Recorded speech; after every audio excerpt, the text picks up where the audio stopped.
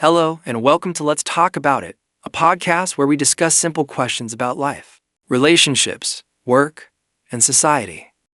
Hi, everyone. Today, we're talking about a question that can have very different answers depending on where you live and what you believe. Should people live together before marriage? That's a good question. Some people think living together before marriage is a smart idea. Others believe couples should wait until they are married. And I think this topic is especially interesting because people's opinions can be very different in different countries and cultures. Absolutely. So let's start with our personal opinions. Would you live with your partner before marriage? If I were an adult making that decision, I think I would consider it, but I would want to think carefully first. What would you want to think about? I would think about our relationship, our plans for the future, our finances, and our families. So, you don't think living together should be a simple decision? No, you are sharing a home with another person, so there are many things to consider. I agree. Personally, I can see some good reasons for living together before marriage. What are they? You can learn more about each other's daily habits. What do you mean by daily habits? Things like cleaning, cooking, shopping, sleeping habits, and how you use your free time. That's true. Dating someone and living with someone can be very different. Exactly. When you date someone, you may spend a few hours together. When you live together, you share everyday life. And everyday life can show you things that you don't always see when you're dating. Right. You may learn how the other person deals with stress, money, work, and household responsibilities. But there's another side. Some people believe couples should not live together before marriage because of their culture or personal beliefs. Yes, in some families, marriage is an important step before the people share a home. And in some countries, living together before marriage is much more common. Let's look at some facts before we continue. Good idea. What does the research tell us? According to the OECD, cohabitation, which means living together as a couple without being married, has become more common in many OECD countries. How common is it? The OECD reports that almost 10% of people aged 20 and older were living with a partner, without being married, on average across OECD countries in the data it analyzed. That's interesting. Are there big differences between countries? Yes, there are. In Sweden, for example, the share was close to 20%. In countries such as Poland and Greece, it was around 1%.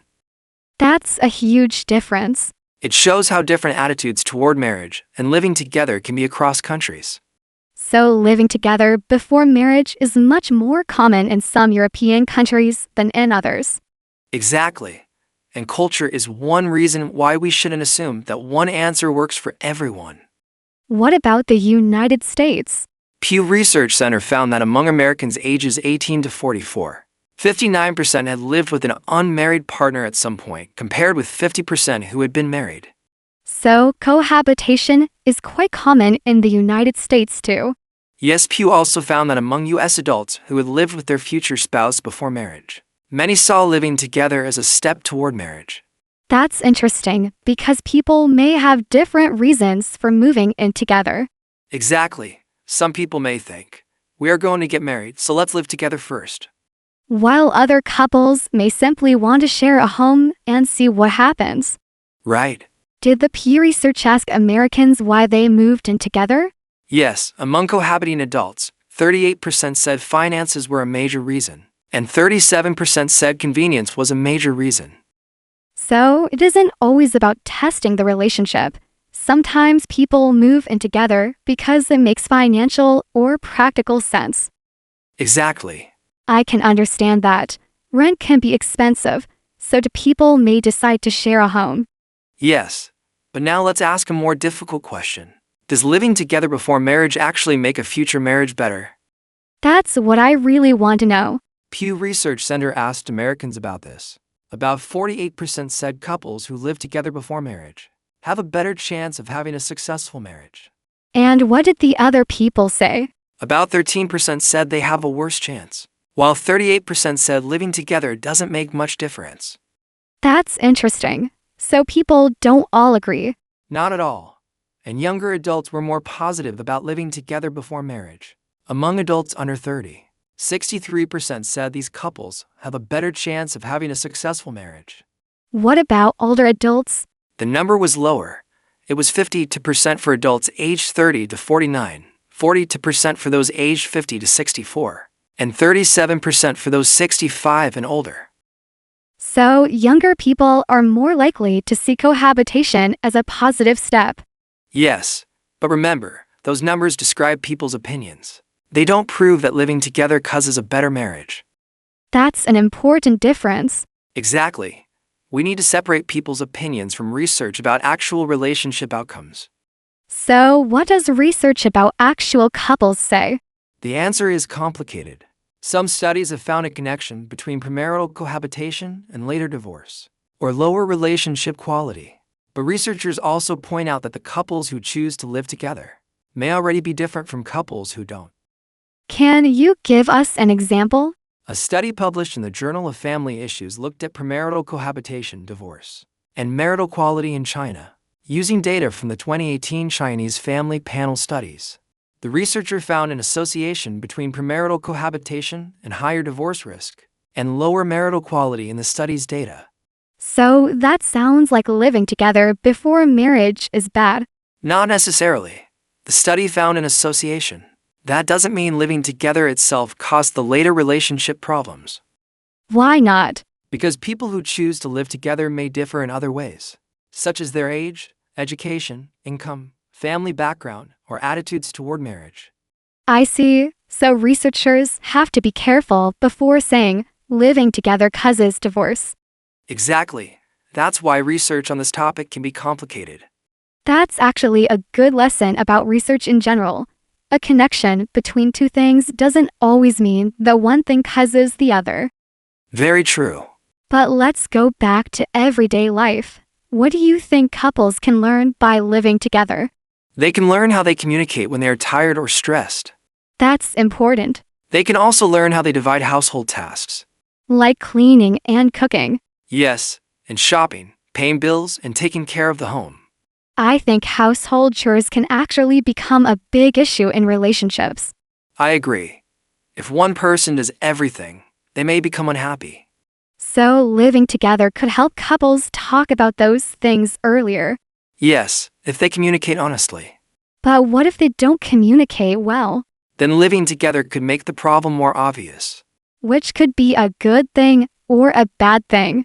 Exactly. It could help a couple solve the problem, or it could show them that they are not ready to live together.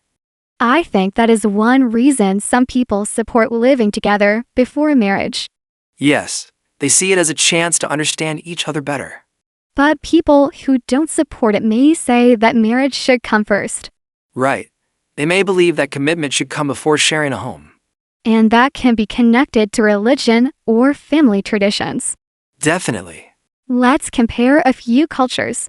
Why is cohabitation more common in some European countries? In some European countries, living together without marriage has become a normal part of relationships. Marriage may come later, or some couples may choose not to marry at all. And in some Asian countries? In some Asian societies, marriage can still be closely connected to family expectations and social traditions. Because of that, living together before marriage may be less accepted.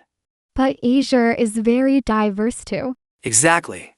We shouldn't say, all Asian countries think this way. Countries and generations can be very different. That's important. Young people in a large city may have very different opinions from older people in a small town. Yes, education, religion, family, and personal experience can all influence people's views. So, this isn't only a question about marriage, it's also a question about culture and personal values. I agree. What about children?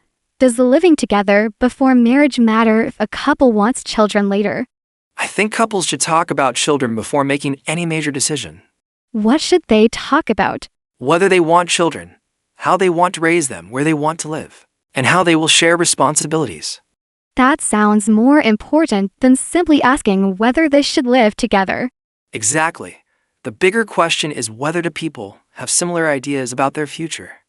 What about money? They should talk about that too. Before living together? Yes, they should understand who will pay for what and how they will manage shared expenses. I agree, money can be uncomfortable to talk about, but it is important. Very important. Do you think couples should have a written agreement about money? That depends on the couple and their situation, but at the very least, they should have an honest conversation about money. That's reasonable. What about personal space? That's another big one. Some people want to spend a lot of time together. Others need time alone. And living together can make that difference very clear. Exactly. So, if two people decide to live together, they need to respect each other's space. Yes, living together doesn't mean doing everything together. I like that idea. Another question, do you think living together before marriage can reduce surprises after marriage? Maybe you may understand your partner's habits better. For example, you may discover that one person likes a very clean home and the other doesn't care much about cleaning. Or one person likes to sleep early and the other stays up late. Exactly. Those things sound small, but they can become important when you share a home every day. Right. But isn't there also a risk that people stay together simply because moving out is difficult? Yes, that's possible if two people share a home, money, and bills.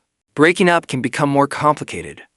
So living together can make a relationship more practical, but it can also make leaving more difficult. That's a good point. Maybe that's why couples should talk about what living together means before they move in. Yes, they should ask, are we doing this because we're ready for the next step? Or just because it's convenient? That's an important question. Do you think living together should always mean that marriage is coming soon? Not necessarily. Different couples have different plans. Right. Some may plan to marry, while others may simply want a long-term relationship without marriage. And that's where communication becomes important. Both people should know what the other person wants. Exactly. Imagine one person thinks, we're living together because we're going to get married. But the other person thinks, we're just sharing a home. That could create a serious problem. So people need to talk about their expectations. Yes. Let's return to our original question. Should people live together before marriage? My answer would be, it depends. Depends on what? Their relationship, their values, their culture, their plans, and their level of responsibility. I agree. I don't think we can say yes or no for everyone. What would you say to a couple who is thinking about living together? I would tell them to talk about the important things first. Such as Money, chores, personal space, children, future plans, and what they expect from the relationship. That's a good list. And I would tell them not to move in together just because everyone else is doing it. Good point. What about you? I would say that living together can teach people a lot about each other, but it isn't a guarantee of a successful marriage. That's probably the most important point from today's discussion. Yes, living together is not a magic test that can tell you whether a marriage will work. And not living together doesn't mean a marriage will fail either. Exactly. Let's quickly review some of the facts we discussed today. First, the OECD reports that cohabitation has become common in many OECD countries, but there are large differences between countries. In the OECD data, Sweden had a relatively high share of people living with a partner without being married, while countries such as Poland and Greece had much lower shares. Second, Pew Research Center found that many Americans see living together before marriage as a possible path toward a successful marriage, especially younger adults. And third, research on cohabitation and marriage outcomes is complicated. Some studies find associations with divorce or marital quality, but those findings don't automatically prove that living together causes those outcomes. Exactly. We need to look at the whole situation, not just one statistic. So, what is our final answer? I think there is no single right answer. I agree. For some couples, living together before marriage may be a good choice. For others, waiting until marriage may fit their values and beliefs better. The important thing is that both people understand each other and make the decision together. And they should talk honestly about their expectations before sharing a home. Because a shared home is more than just sharing rent.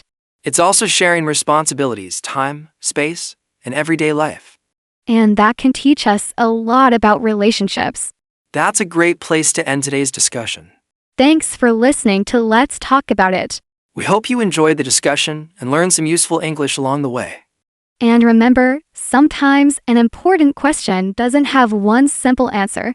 See you in the next episode of Let's Talk About It. See you next time.